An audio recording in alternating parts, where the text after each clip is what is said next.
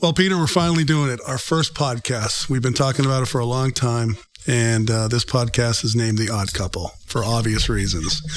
We are certainly different in many different ways, but we work for a great company, Hunneman, and looking forward to talking about why we're so odd, what Hunneman's doing, and then a few other odds and ends. So, Peter, why do you think they call us The Odd Couple? Well, Steve, thank you for having me, by the way.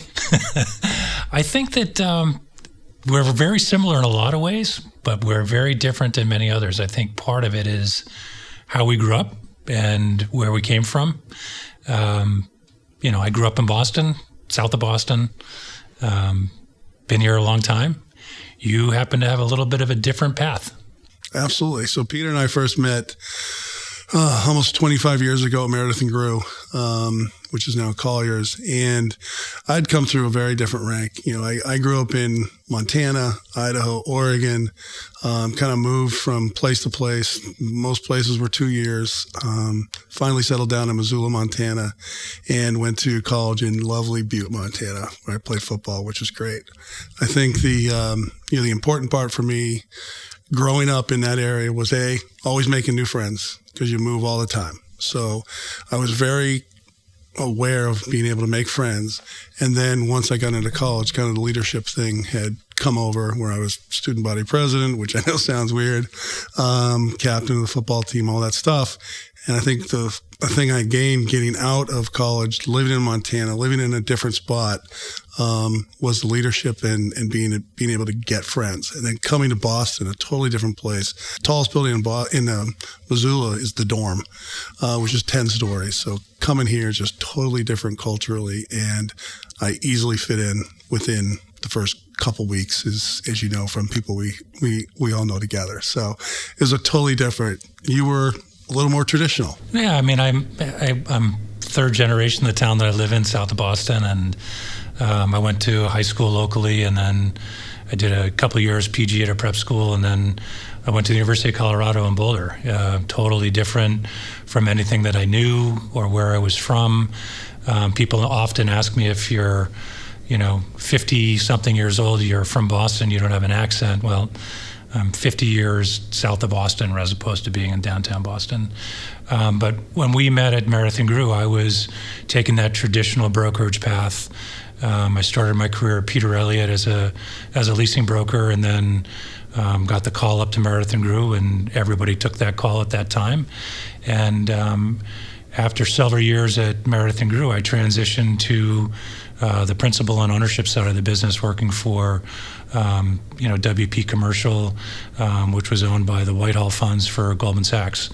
And that has taken me on a tour around commercial real estate in Boston over the last 25 years. That has been I think, one of the main reasons for my constant contributions here at the firm at Hunneman is pulling all of the experiences that both you and I have and applying them to the day-to-day operations. No, absolutely. And, when we met, I was a controller at Meredith and Grew, and you were a broker. You didn't like me too much because all I would ask you for is your expenses and different things. But we've been intertwined for the last 25 years, which has been great. It's great working with you again. We worked together at the Codman Company a while ago, and doing this again is great. So one of the things to talk about is, how did we actually get into commercial real estate? Mine was total luck. I moved here, got a job. I actually got 2 jobs the same day. One was for Cohen Properties, and the other one was for ITT Sheridan as a junior AR clerk, or I could be a property accountant for Cohen. Even though the ITT Sheridan job paid $1,000 more, which was big back in the day, I took the Cohen one because of the thought that it was a bigger accounting job, and just stayed in real estate ever since. So I've been for the last 30 years in real estate, and I'm sure I'm not getting out of it. My path is a little different. After I got out of school, I had this vision that I would be a teacher or a coach. You kind of are. Well, here. I am here.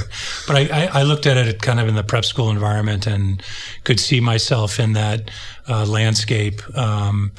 And I spent a summer living with my grandmother after she had lost my grandfather, and she was a residential real estate broker in the town that I grew up in. And she was a pioneer in the 50s. She was a woman. She started a business. And as a child growing up, our jobs on weekends were to answer the phone and sometimes go with her on meetings and showings. And so I always kind of had this real estate understanding. And some of the people that I grew up with that went into commercial real estate straight out of college,